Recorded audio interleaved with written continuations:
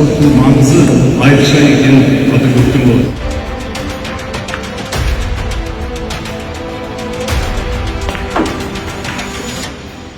Ардақты спорт өкілдері, спорттың бірліктің, ынтымақтың мәселесі үздік спорт ойындарында көрсетілген сенімдіміз, ең ұлттары жетістік қабілет.